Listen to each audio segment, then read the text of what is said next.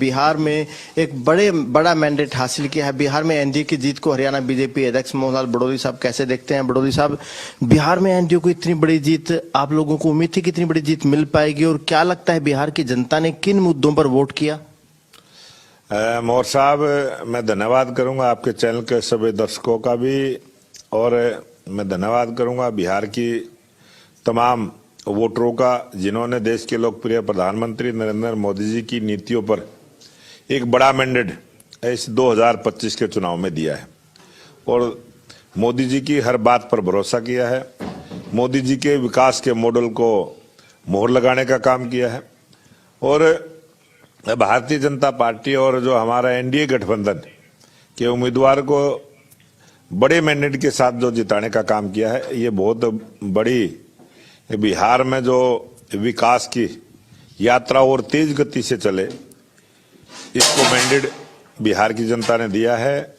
मैं बिहार की तमाम जनता का बहुत बहुत धन्यवाद भी करता हूं कि देश के लोकप्रिय प्रधानमंत्री नरेंद्र मोदी जी, जगत प्रकाश नड्डा जी, अमित शाह जी और नीतीश कुमार की बातों पर भरोसा करते हुए 202 सीटें जिताने का काम किया।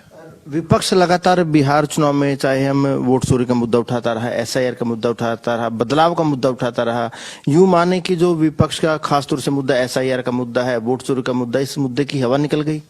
ये इस प्रकार के जिस प्रकार से घुसपैठ को बढ़ावा देने की बात इंडिया गठबंधन के लोगों ने की, जो फर्जी वोट हैं उनमें संशोधन ना हो उसकी बात की, और जिस प्रकार से उन्होंने वोट चोरी के मुद्दे को बढ़ाने का प्रयास किया। और 6 तारीख को वोटिंग थी, 5 तारीख को ही हरियाणा को लेकर जो प्रेस कॉन्फ्रेंस करी और उसकी सच्चाई सामने आई, जनता के सामने आई। और मैं धन्यवाद करूंगा पूरी मीडिया का भी, उन्होंने उन बूथों पर जाकर जो ब्राजील महिला की वोट का फोटो जिस प्रकार से उन्होंने स्क्रीन पर दिखाने का काम किया, मॉडल तो आपकी वोटर बता रहे हैं। वो जो वोटर थे वो एक्चुअल वोटर थे, वो उसी बूथ के वोटर थे और उन्होंने अपने आइडेंटिटी कार्ड भी दिखाए हैं और वो खुद वोट डाल के गए हैं। कोई भी ब्राजील मूल की महिला कोई वोट डालने नहीं आई और राहुल गांधी ने खुद टीवी पर सबके सामने, देश की जनता के सामने बोला कि वो 22 जगह वोट डाल के गई है और वो कभी आज तक इंडिया नहीं आई। राहुल गांधी तो अभी भी कहते हैं कि हम लोकतंत्र को बचाने की लड़ाई जारी रखेंगे, चुनाव शुरू से ही निष्पक्ष नहीं था। सवाल तो अभी भी खड़े कर रहे हैं राहुल गांधी। अब उनकी झूठ की पोल खुल चुकी है, जनता जान चुकी है कि वो क्या बोलते हैं, जनता समझ चुकी है। झूठी बातों का सहारा लेकर राजनीति करने का प्रयास राहुल गांधी जी ने किया है और उसका सबक बिहार की जनता ने सिखाने का काम किया। दिल्ली के चुनाव में कांग्रेस को 0 पर आउट करने का काम किया, महाराष्ट्र में भी कांग्रेस को हराने का काम किया और जो लोकसभा चुनाव के बाद हरियाणा से जो जीत की शुरुआत हुई थी वो आज बिहार तक पहुंची है और आने वाले समय में वो बंगाल और असम में भी पहुंचे। एनडीए की जीत में महिलाओं और युवाओं का बड़ा रोल रहा। महिला और युवा लगातार बीजेपी की तरफ, एनडीए की तरफ क्यों जा रहे हैं? कोई खास वजह? ये बेरोजगारों को रोजगार, सबसे बड़ी देश के प्रधानमंत्री नरेंद्र मोदी जी ने सभी युवाओं को रोजगार के नए अवसर देने का काम मोदी जी की सरकार ने किया है।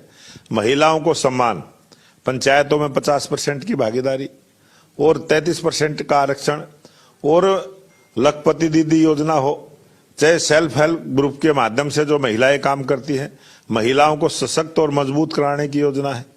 और किसानों के लिए, किसान की जो इतनी सारी योजनाएं आई हैं, किसान आत्मनिर्भर हो, ये भारत आत्मनिर्भर हो, ये देश विकसित राष्ट्र बने, और उसमें महिलाओं की, युवाओं की, किसानों की और गरीब कल्याण की योजनाएं गरीब के घर तक पहुंचाने का जो काम किया, ये उसी का परिणाम है कि बिहार की जनता ने बड़े मैंडेट के साथ एनडीए को जिताने का काम। आप लोग लगातार जंगल राज का शब्द का इस्तेमाल करते थे, वो विपक्ष पर भारी पड़ा। अब कल प्रधानमंत्री साहब ने अब इशारा कर दिया कि अब अगला नंबर वेस्ट बंगाल का है। वेस्ट बंगाल को कैसे देखते हैं?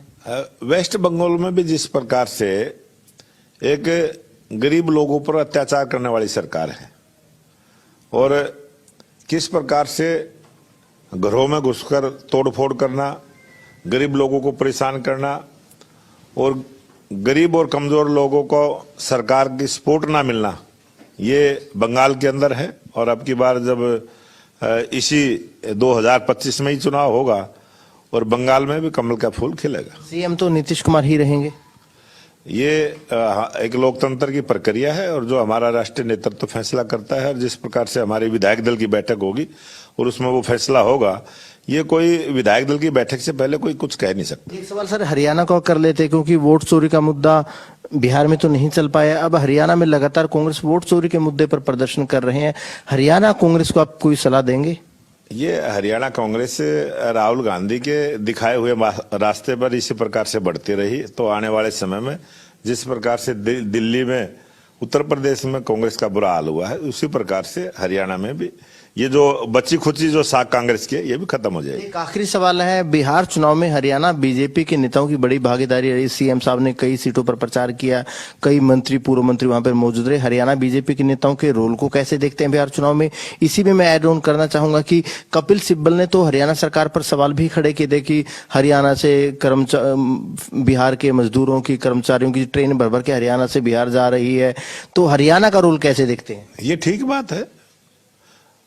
भारत सरकार ने, रेलवे डिपार्टमेंट ने ट्रेनें भेजने का काम किया है और निर्वाचन आयोग भी बहुत सारी ऐड करते हैं, बहुत सारा प्रचार करते हैं, मीडिया के माध्यम से भी करते हैं कि जो बिहार का वोटर कहीं बाहर काम के लिए गया हुआ था उनके लिए स्पेशल ट्रेन चलाने का काम हर बार होता है, हर चुनाव में होता है।